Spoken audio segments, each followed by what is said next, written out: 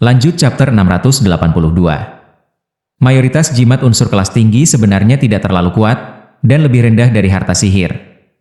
Ini sering mengakibatkan pengejaran teknik sihir 5 elemen yang ditinggalkan begitu seorang kultivator mencapai formasi inti.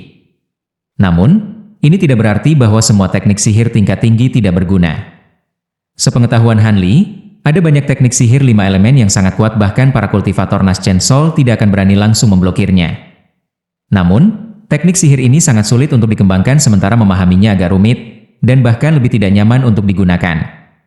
Dalam waktu yang dibutuhkan untuk mempekerjakan mereka, akan lebih baik menggunakan harta sihir untuk menyerang.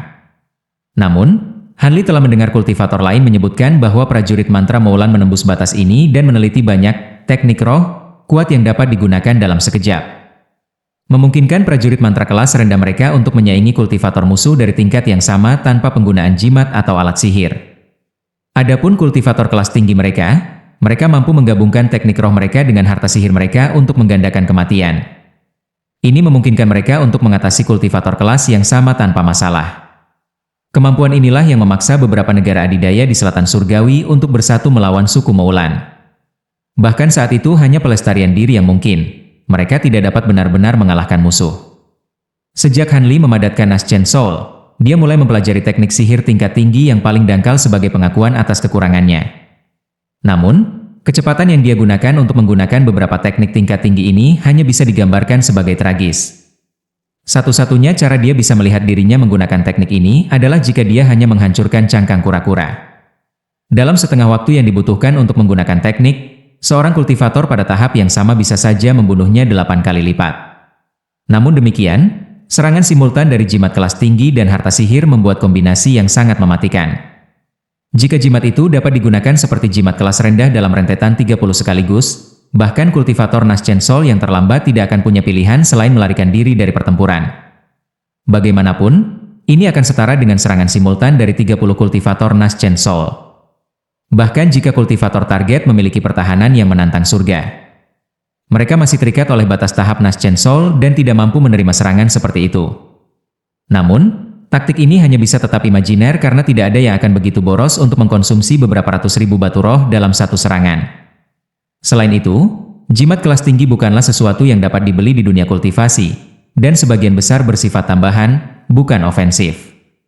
Saat Han Li merenungkan hal ini, dia berjalan-jalan di kota pasar dan terus melihat-lihat alat sulap yang lebih besar dan toko-toko campuran yang bagus. Biasanya, hanya toko-toko besar yang menjual sikat jimat kelas atas. Tidak perlu baginya untuk mempertimbangkan toko-toko yang lebih kecil. Mereka tidak mungkin memiliki apapun selain dari alat sulap biasa, apalagi yang kelas atas. Meskipun ada kemungkinan kecil dari toko kecil yang membawa barang langka seperti itu, Han Li tidak mau membuang waktu yang diperlukan untuk mencari di setiap toko. Dengan begitu banyak toko di Soaring Heaven City, dia tidak punya waktu untuk menelusuri semuanya. Selain Han Li, ada banyak kultivator lain yang berjalan di kedua sisi jalan dan membeli barang-barang yang mereka inginkan. Sementara mayoritas dari mereka berada pada tahap pendirian yayasan. Ada juga kultivator formasi inti sesekali. Adapun kultivator ki kondensasi, hampir tidak ada dari mereka selain penduduk asli kota. Han Li menyembunyikan kultivasinya sebagai kultivator formasi inti menengah saat dia melihat-lihat pasar, hanya menarik beberapa pandangan hormat dari kultivator yayasan pendirian. Adapun kultivator formasi inti, mereka mengabaikannya setelah sekilas ketika mereka tidak mengenalinya. Dia dapat menghindari banyak perhatian dengan cara ini dan dapat meluangkan waktu untuk menjelajahi setiap toko besar. Tepat ketika Han Li meninggalkan pavilion lain dengan perasaan kecewa, dia menemukan bahwa sebagian besar hari telah berlalu tanpa disadari. Dengan kegelapan turun, berbagai toko mulai berturut-turut meletakkan batu cahaya bulan. Setelah ragu-ragu sejenak, Han Li memutuskan untuk melihat-lihat 2 toko lagi sebelum kembali ke kediamannya. Tepat setelah mengambil keputusan ini, dia mendengar suara pertengkaran tidak jauh darinya. Ada sekelompok kultivator yang penasaran berkumpul di sekitar sumber kebisingan. Han Li mengerutkan kening saat dia segera meletakkan tangannya di belakang punggungnya, sebelum dia tanpa ekspresi berbalik dan mulai berjalan kembali ke kediamannya. Saat dia mengambil langkah pertamanya, dia mendengar suara yang galak dan kesal. Apa? Apakah kalian semua kultivator Drifting Cloud Sect hanyalah pencuri? Anda ingin pergi begitu saja setelah merusak jimat saya? Suara seorang pemuda dengan keras membantahnya dengan nada marah. Bukannya aku tidak mau membayar, tapi aku kekurangan batu roh karena aku baru saja membeli barang lain juga. Ini hanya jimat Virecloud kelas menengah dasar. Bagaimana mungkin harganya 300 batu roh? Paling-paling hanya seharga 100 batu roh. Selain itu, bukankah saya menawarkan untuk meninggalkan medali sekte saya di sini sebagai jaminan? Saya akan kembali setelah saya meminjam beberapa batu roh dari anggota sekte saya di penginapan. Hanli menghentikan langkahnya saat suara pria itu tampak familiar. Sepertinya itu adalah seseorang yang dia kenali dari sekte awan melayang. Hanli menggosok dagunya dan merenung sejenak sebelum menuju ke arah perselisihan. Terlepas dari siapa itu, bagaimanapun juga, dia adalah seorang Grand Elder dari Drifting Cloud Sect. Tidak pantas baginya untuk berpura-pura tidak tahu dan pergi. Beberapa saat kemudian, Hanli mendapati dirinya melihat sebuah toko kecil aneka barang dari kejauhan. Tampaknya ada beberapa kultivator berdiri di depannya dalam konfrontasi. Di antara mereka ada sosok heroik berpakaian hitam. San Huo dari Gunung Virecloud yang terakhir kali dilihat Hanli di Sword Trial Assembly. Dalam 20 tahun yang singkat, pemuda ini telah mengalami peningkatan besar dalam kultivasi meskipun ada sedikit perubahan pada penampilannya. Dia saat ini sedang dihadapkan oleh 3 kultivator dengan penampilan tidak ramah yang tampaknya penjaga toko dan asistennya. Pada saat itu, penjaga toko berjanggut pendek memelototi San Huo dan berkata, "Satu medali tidak berguna bagiku. Anda cukup kembali ke sekte awan melayang dan meninggalkannya, tetapi saya tidak dapat melacak Anda sampai ke negara bagian 11. Jadi berhentilah berbicara omong kosong. Karena Anda tidak memiliki batu roh, taruh barang-barang di kantong penyimpanan Anda dan saya akan menyimpannya sebagai jaminan. Adapun jimat Virecloud itu, Anda percaya itu hanya jimat kelas menengah tetapi sebenarnya itu adalah kualitas bagus yang disempurnakan oleh Grandmaster Jimat dari Soaring Heaven City kami. Karena itu sudah murah hati untuk hanya mengisi 300 batu roh. Mungkinkah semua kultivator Drifting Cloud Sect adalah bajingan seperti itu?" Begitu dikatakan, penjaga toko melirik kotak kayu di tangan asistennya dan mengungkapkan ekspresi menyesal seolah-olah dia telah menderita kerugian besar. San Huo tiba-tiba menanggapi kata-kata ini sambil tersenyum.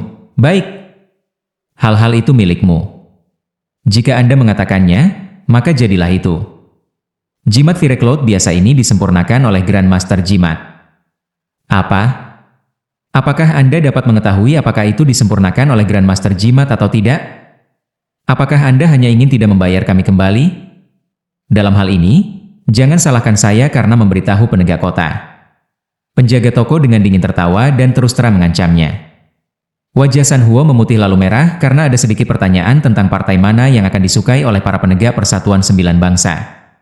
Selain itu, masalah ini tidak jelas dan tidak jelas sehingga dia pasti akan kalah dalam perselisihan.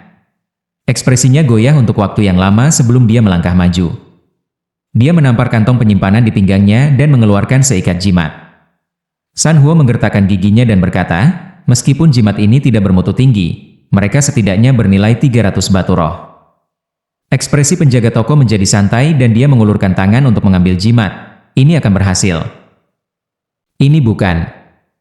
Sebelum penjaga toko mengambil jimat itu, San Huo mengalihkan pandangannya ke mereka dan ekspresinya sangat berubah saat dia menarik kembali jimat itu. Dia segera mengambil kembali jimat kuning yang setengah robek sebelum menyerahkan sisa jimat. Penjaga toko tertegun sejenak sebelum mencibir. "Huh? Anda sangat gugup karena robekan kertas jimat kosong? Apakah Anda kultivator Drifting Cloud Sect benar-benar sangat miskin?" Dia kemudian meraih sekali lagi untuk mengambil jimat. Tetapi pada saat itu, sesosok tiba-tiba muncul di antara keduanya dengan kabur.